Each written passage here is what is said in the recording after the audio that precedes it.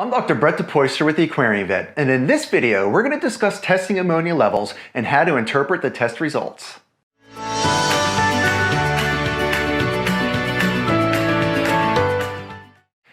It's important that we conduct regular testing of our aquariums in order to monitor for the presence of ammonia, especially in aquariums that we recently set up or when a whole lot of new fish have just been added to an established aquarium. I recommend that new aquariums should be tested daily until the biofilter is established, which in freshwater tanks generally takes 4 to 8 weeks, while marine aquariums can take even a little bit longer than that. The results should also be recorded and even graphed out to help visualize where in the cycle your biological filter is. Once that biofilter is established, we can cut back on the frequency of testing, let's say to once a week or every other week. Now, there are a lot of different ammonia test kits that are available on the market to choose from, and to make things a little bit more complicated, these products use different methods to measure the ammonia, and this needs to be taken into consideration when you're interpreting those test results. I do encourage you to go to your local fish shop and pet store and speak with the staff there to help you pick out a test kit that's appropriate for either your aquarium or for your pond. Now, over the next few minutes, I'm going to discuss some of the science behind the testing chemistry, which some people might find really interesting, but if chemistry is not your thing, don't worry. I will go through the practical side of interpreting your ammonia tests, along with a few examples later in the lesson. The vast majority of test kits actually measure the total ammonia, and so this includes both the non-toxic ammonium, or NH4, and the toxic ammonia, or NH3. And as a result, these tests will require a little bit more interpretation of the results in order to calculate the actual amount of toxic ammonia, which is what we're concerned about, that's actually present. And we will cover how exactly to do that in some examples later in this lesson. Depending on the brand of test that you're using, one of two different methods will be used to determine the total ammonia. And these two methods are the Nessler method and the ammonium salicylate method. Both tests are colorimetric tests, meaning that the concentration of ammonia is actually determined by a color change in the solution. You will then use a reference chart in order to determine the concentration that's there. The Nessler method uses a reagent conveniently called the Nessler reagent, and it binds with the ammonia present in the water to produce a yellow color, and the intensity will darken with the higher concentration of ammonia that might be there.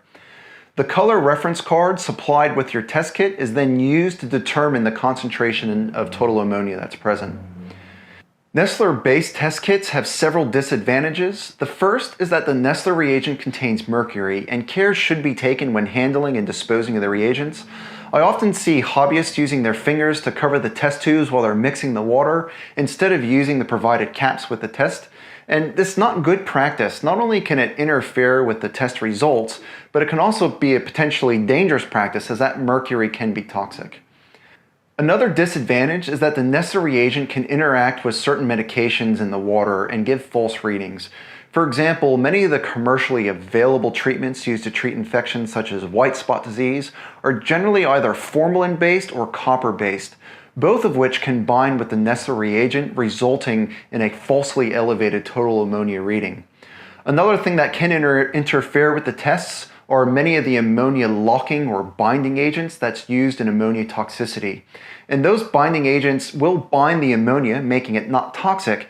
However, the Nessler reagents will still react with that ammonia complex, again giving a falsely elevated toxic ammonia reading.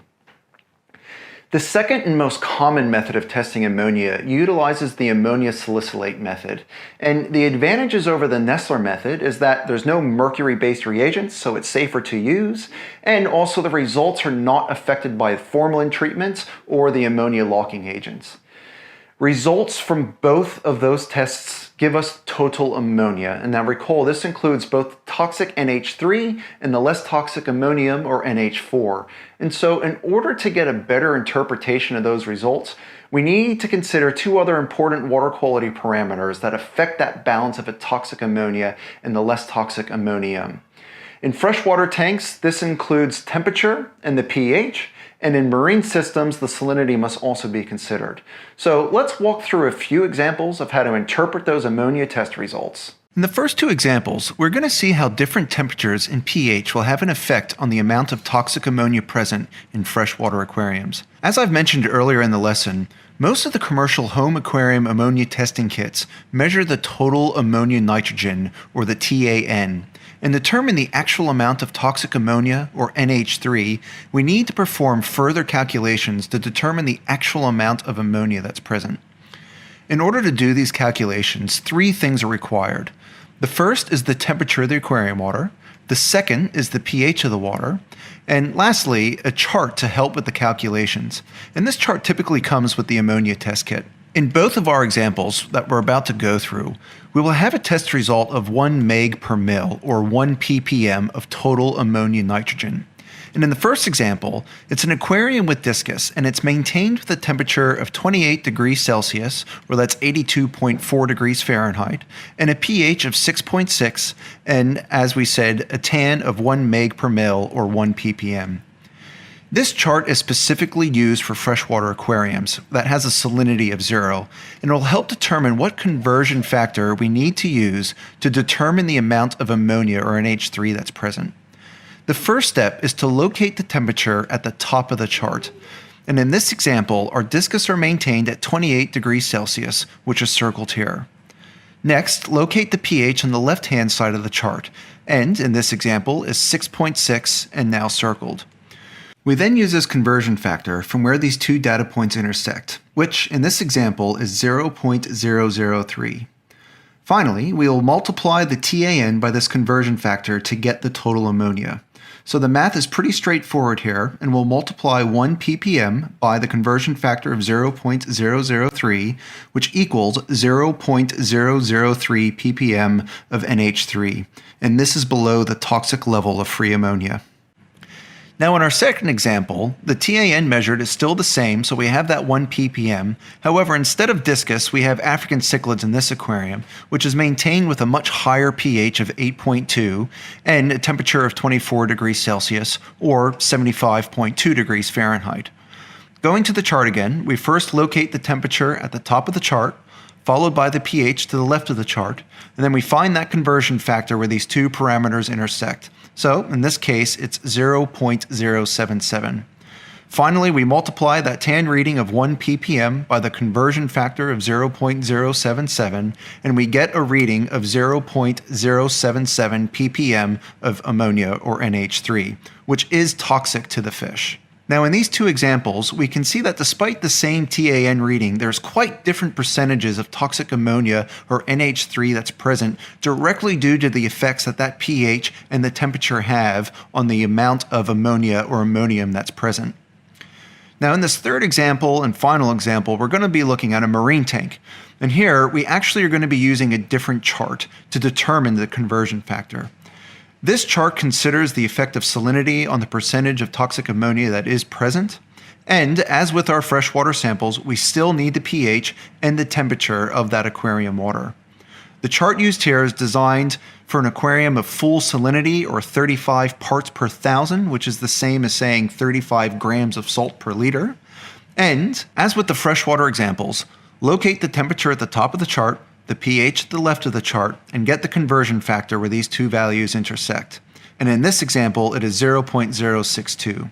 And finally, to calculate the amount of ammonia, or NH3, that's present, multiply the TAN of 1 ppm by the conversion factor of 0.062, which equals 0.062 ppm of ammonia that's present. Now, we can see how the salinity affects the amount of ammonia that is present if we compare our calculations to that African cichlid example. Now, both aquariums had a TAN of 1 ppm, a temperature of 24 degrees Celsius, and a pH of 8.2.